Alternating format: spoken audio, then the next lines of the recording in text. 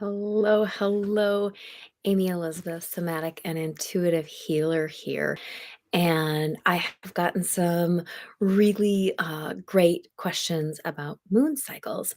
So while I did answer those questions via messaging with those people, it occurred to me that I bet more people have these questions and the confusion is bigger because I know I certainly shared the same confusion when I started. So let's just start with a little moon 101. We just had a Sagittarius full moon on the 23rd. And when we say we have a Sagittarius full moon, the sun is in Sagittarius. And then, I'm sorry, Sagittarius new moon. The sun is in Sagittarius and the moon is also in Sagittarius. So that is when we have a dark moon, when they're in the same sign. Coming up on December 7th, we're going to have a Gemini full moon. So while the sun is in Sagittarius and we're in Sagittarius season, the moon is going to be opposite over in Gemini. So that is why it is called a Gemini full moon, even though it's Sagittarius season. So that's kind of and that goes all the way around. When you look at the zodiac, it has it has oppositions. So Aries and Libra, Taurus and Scorpio, Gemini, Sagittarius, Cancer, Capricorn, um, as things slide, Leo and Aquarius, Virgo and Pisces. So those are the oppositions. And when we have a full moon, the moon is in the opposite sign as the sun is in. So that's item number one to kind of help you track things. So the upcoming full moon is going to be a full moon in Gemini, which means that the moon is going to be over in Gemini while the sun is in Sagittarius. They are sitting opposite of each other. So if you are um, in a place, say the equator, that is flat enough, you can actually watch the sun and the moon set. The sun set while the moon rises at the same time, because you're in that equa- the line of the equator where the sun and the moon are going to be balanced out. Up here in the northern hemisphere, that's not so much the case. We're up in Minnesota. Now, item number two is oftentimes the reality is that the moon cycles from new moon to new moon every 28 days, or from full moon to full moon, however you want to track it, every 28 days, which means that there are 13 moon cycles in the course of a calendar year. The moon sings to us the what Johannes Kepler called the music of the spheres. The moon sings to us in 13 cycles per year. And we oftentimes think of that 28 days as a complete moon cycle where things are going to be able to be planted at the new moon and they're going to come to fruition within that 28 days. And while that can certainly be true for some small things, it is most often not true, because a complete moon cycle is a 2-year period. It is not a 28-day period. So when we look at the full moon in Taurus eclipse we had on November 8th, um, that was a full moon, November 8th.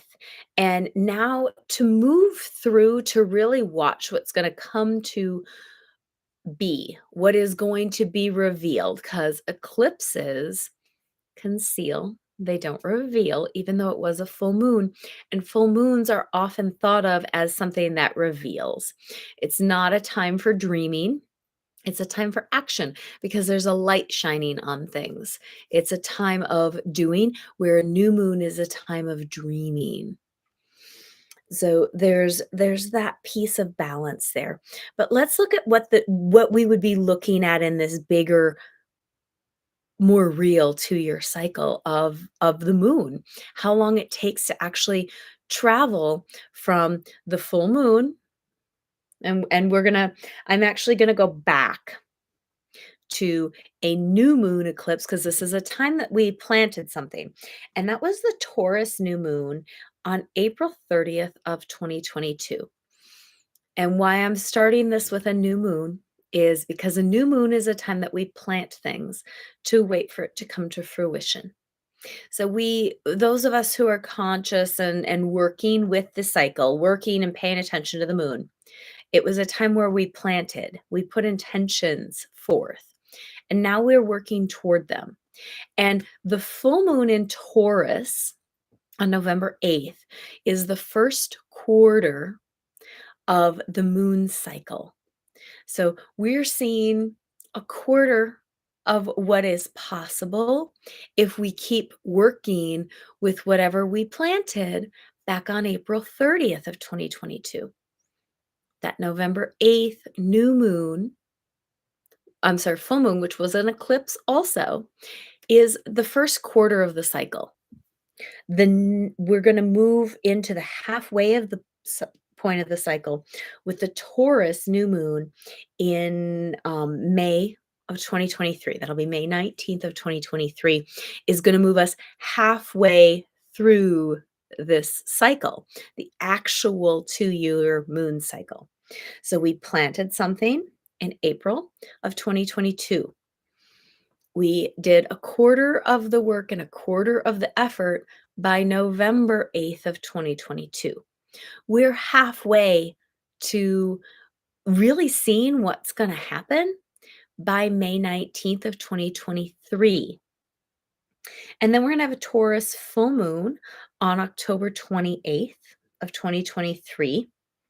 And this is also going to be an eclipse, but it's a cross sign eclipse. And that's something maybe we'll get into because the nodes will have shifted by next October.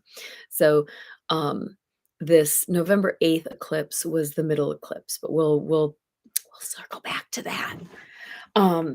So that Taurus full moon that happens on October 10th, I'm sorry, October 28th of 2023 puts us 3/4. It gives us 3/4 of the knowledge that we need to be able to really see and really understand what happened and what the potential and the possibility is with the Taurus new moon that happened on April 30th of 2022. The cycle closes out when we get so it'll close out the day in the time before the Taurus new moon on May 5th of 2024. So I just walked you through 5 moons over the course of 2 years, and that is what an actual moon cycle is. So when the eclipse we had, I'm going to circle back to eclipses here for a moment. The eclipse we had on November 8th. Number 1, it was the first eclipse that we've ever had on an election day in American history. Number 2, we're not going to be having another eclipse on an election day until 2394. So it's going to be a hot minute. And we're all really waiting, those of us that are paying attention, we're waiting to see what the outcome of this election is going to be. And while we can look at the December 7th moon and say, oh, well, that is a month out, so we're going to know by then. That's not true.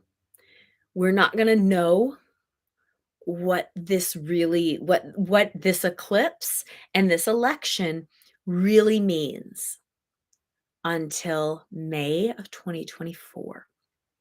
Part of it is that the December 7th moon is still in the eclipse season.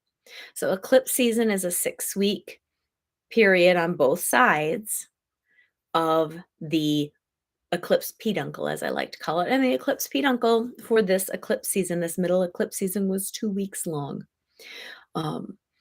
And the other thing that shows us that we're not really going to know is that beyond the fact that this was the middle eclipse season, and eclipses reveal, they conceal, they do not reveal, even when it's a full moon, which is normally a time of revelation. Dropping my notes here.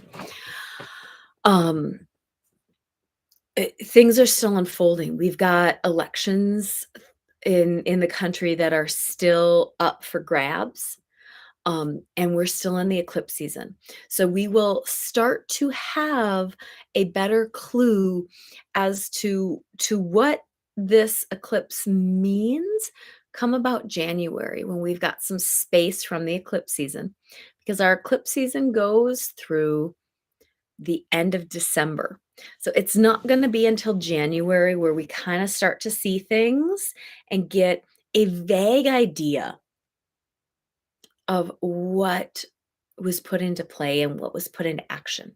If you also understand that the elected officials that were elected on this eclipse aren't going to take office until January.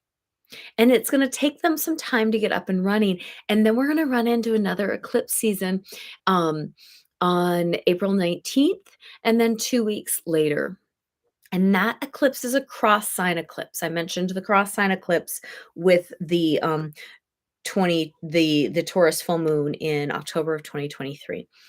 What I mean by a cross sign eclipse is that the nodal axis is going to still in April of 2023 be in Taurus and Scorpio. But the sun and the moon are going to be in Aries and Libra when that eclipse happens. So, what that offers us is a glimpse of what the next 18 and a half month nodal cycle is going to look like. And it doesn't necessarily close out the Taurus Scorpio axis. So it's giving us a little information of what we've been in for the past 18 and a half months. And it's giving us a little preview of what we're going to move into before we hit the next round of the next eclipse that fall, which is also going to be a cross sign eclipse. It's going to be an eclipse where the nodal axis has moved into Aries Libra, but the sun and the moon are going to be in Taurus Scorpio. So we're going to see more of a closure, more information is going to come around in October of 2023 to close out this nodal axis. Um, because the way I like to think of eclipses is they're like a trilogy. So anybody who's into trilogies, stay with me. You know what I'm talking about. The first one, we're setting up what the story is going to be, who the players are, what the story is going to be, what's at stake. The middle season, which is what we were just in with this November 8th eclipse, that's the middle part of the trilogy. That is the part of the trilogy where things are dark and scary, and we're really sure that the team that we're rooting for isn't gonna make it, because so much is hidden and so much is unknown, and things feel sticky and heavy. And then the third piece of a nodal of the nodal axis, the third round of eclipses is the grand finale, where we get to see what is going on. And when you work with these energies from a really conscious place, that you're working in a dark moon energy, which is or dark or new moon, however you prefer to say it. It's an energy that is ripe for shamanic journeys. More on that coming soon for those of you that are local to the Minneapolis, St. Paul metro area. Um, it is a time for dreaming. It is an imaginal time. It's a time to really go into the dark and be in the nurturance of that. A full moon is a time for action. It is a time when there's an illumination, because, right, the moon is across from the sun. So it's reflecting back the light of the sun. If you go out and walk the land on a full moon, it's very different than walking the land in a new moon. Um, so there's an illumination and there's an action and there is momentum and energy that comes with a full moon. It's not a time of dreaming. It's not a time of imagination because it's not a time where we're planting seeds. It's a time where we're harvesting. If you think of the moon as what the feminine cycle is, the dark moon is the time of menstruation. It's the time of releasing. Just remember to have gratitude. And the full moon is the time at which she is ripe and fertile or pregnant. Um, and so there's different, very, very different energies with them. And when we work with the moon in its true cycle, which is a 2-year period, um, and these check-in points, I talked about the Taurus new moon in April of 2022.